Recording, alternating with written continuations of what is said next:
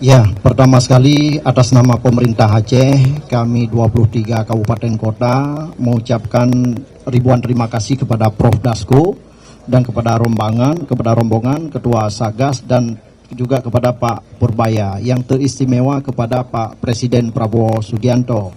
Tadi dalam rapat, begitu Prof. Dasko menghubungi Pak Presiden, langsung berbicara dengan Pak Menteri Keuangan, Pak Purbaya, dan langsung beliau menjawab dengan tegas.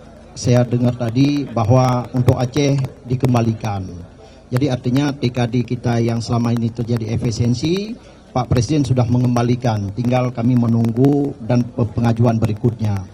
Kemudian satu lagi, dalam rapat ini kami cukup puas. Banyak hal kami diskusi tadi Pak Ketua Satgas, Pak Tito, juga telah memaparkan langkah-langkah kerja ke depan ini, dan beliau mulai hari ini telah berkantor di Aceh sampai hari berikutnya.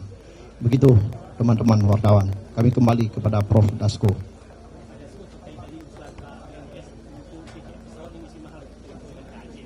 Ini Pak Tito nantinya. Iya betul. Jadi kami akan koordinasi dengan airlines melalui khususnya Menteri Perhubungan ya, Pak Dudi, Dirjen Perhubungan Udara, supaya betul-betul bisa berkoordinasi dengan airlines agar harganya terjangkau. Karena kita tahu pada waktu Nataru kemarin ada kebijakan dari pemerintah pusat yang diumumkan oleh Menteri Keuangan, diskon angkutan udara. Itu sebenarnya usulan dari saya waktu itu, karena saya diberi tugas oleh Bapak Presiden untuk meningkatkan inflasi daerah. Kalau biasanya menjelang Natal Tahun Baru, Lebaran, airline menaikkan. Saya bilang not fair lah, karena kan jumlah penumpang penuh. Jadi kalau untung silakan untung, tapi jangan untung terlalu tinggi. Mengambilnya biasanya harga acuan pemerintah yang tertinggi. Nah, itu otomatis akan memberatkan masyarakat, dan itu akan memicu inflasi. Terbukti di bulan Desember itu terjadi kenaikan sedikit inflasi dari 2,72 menjadi 2,292. Penyumbangnya salah satunya lah transportasi angkutan udara. Nah ini jadi kami akan koordinasi dengan Pak Menteri Perhubungan lagi ya, supaya betul-betul airline ini bisa ya entah dengan cara soft atau dengan cara yang keras sedikit, supaya betul boleh untung, tapi jangan sampai memberatkan masyarakat dan menaikkan inflasi. Terutama nanti menjelang Lebaran. Biasanya trennya akan muncul di situ, di Natal Tahun Baru dan menjelang Lebaran. Ketika penumpangnya padat, dia naikkan harga. Itu sebaiknya janganlah. Ini nasionalisme ini soal bencana. Terima kasih.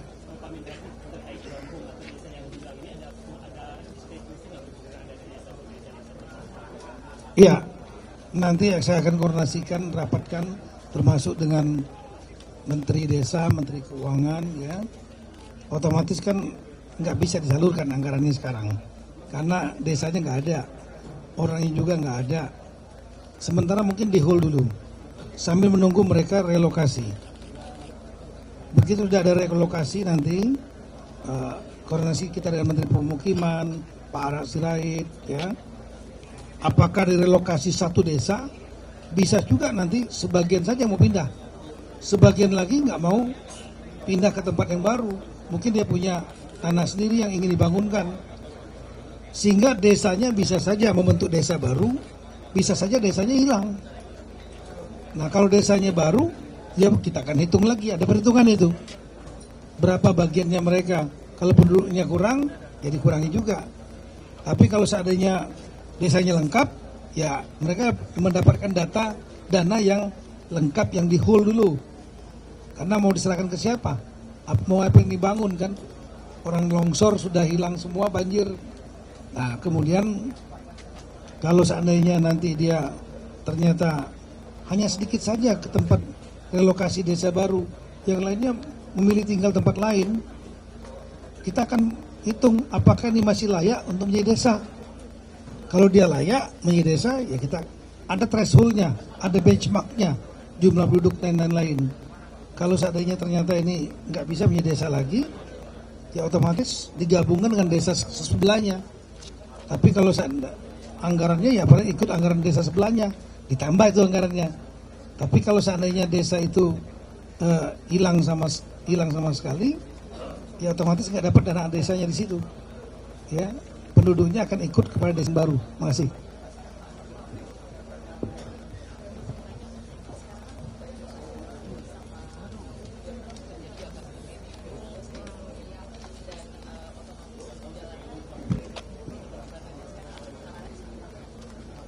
Yang terakhir kan kemarin yang runtuh kan ruas Blangkejeren dari Kutacani ya, Medan Kutacani ke Blangkejeren. Alhamdulillah sih pagi ini sudah mulai lebih lancar lagi. Sebenarnya sudah mulai lancar sejak hari Kamis, tapi masih kendaraan terbatas. Tapi pagi ini hampir semua kendaraan sudah bisa lewat, sehingga akses logistik, beras, BBM segala macam itu sudah bisa masuk dari daerah Kutacani langsung masuk ke Blangkejeren atau ke arah Gayo Luwes.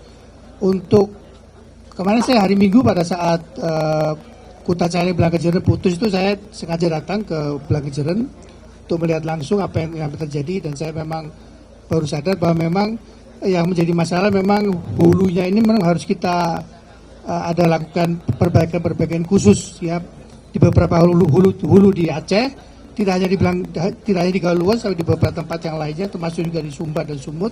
Kita akan pasang beberapa cek dam dan sabu dam. Baik, kemudian nanti kita akan diskusikan ulang dengan Pak Kepala Satgas. Anggaran awal yang kita ajukan 51 kemarin mungkin akan naik.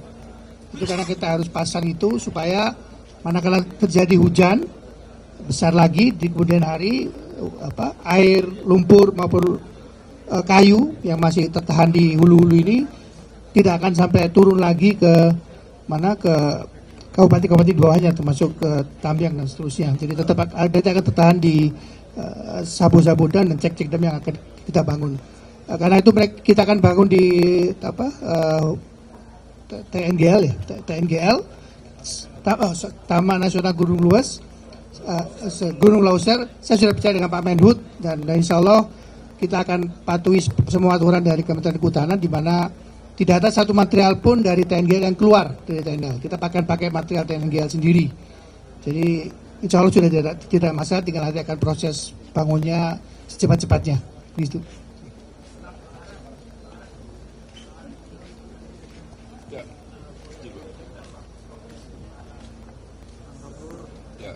Kita tadi izin Pak Ketua, kita tadi sudah sampaikan pada Pak Prof Dasko juga Pak Tito, anggaran Presiden dan Pak Dasko yang kita bergerak cepat, kita sudah usulkan cukup banyak titik-titik di Aceh, Sumatera Utara dan Sumatera Barat yang untuk hunian tetap.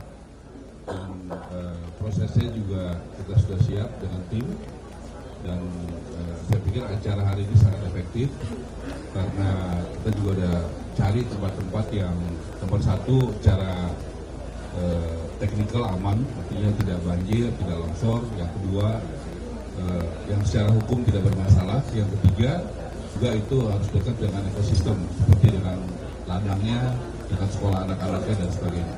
Dan kami dapat kerjasama yang baik. Saya pikir Pak Wagub bekerja dengan cepat dan efektif ya.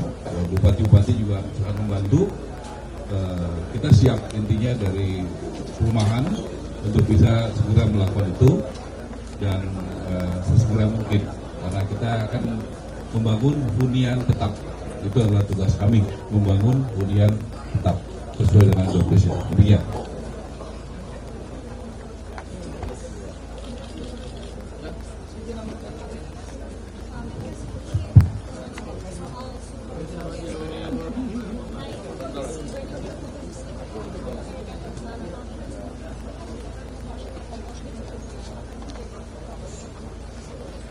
Jadi yang pertama, penyakit yang paling banyak kita sudah monitor.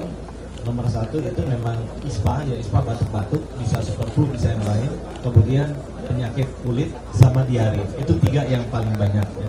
Nah yang untuk super flu itu atau ISPA atau batuk-batuk pilek itu sebenarnya dengan obat-obatan yang ada tuh harusnya bisa sembuh ya. Yang penting kita jaga kondisi kita tuh harus sehat, karena itu bisa dilawan dengan sistem imunnya kita. Ini bukan sesuatu flu baru, ini flu yang sudah lama, jadi daya tahan tubuh kita harusnya sudah tahu. Ini juga bukan flu yang mematikan seperti COVID atau TBC, jadi harusnya bisa diatasi dengan baik oleh masyarakat dan juga petugas-petugas kesehatan yang ada di sana. Ini Pak Tito akan menyampaikan soal kayu. Jadi rekan-rekan, koordinasi kita dengan Menteri Kehutanan ya, udah clear bahwa kayu-kayu itu dapat dimanfaatkan oleh warga. Misalnya untuk membangun rumah, pagar dan lain-lain, jembatan, silakan. Yang nggak boleh adalah kayu itu ya diambil oleh perusahaan komersial dan kemudian setelah itu dipakai untuk jualan komersial. Jadi semuanya sepenuhnya boleh dipakai untuk warga, oleh TNI, oleh Polri dan lain-lain, sepanjang untuk kebutuhan membangun rehabilitasi pemulihan bencana tanpa komersial. Itu aja, masih. Oke, cukup. Terima kasih.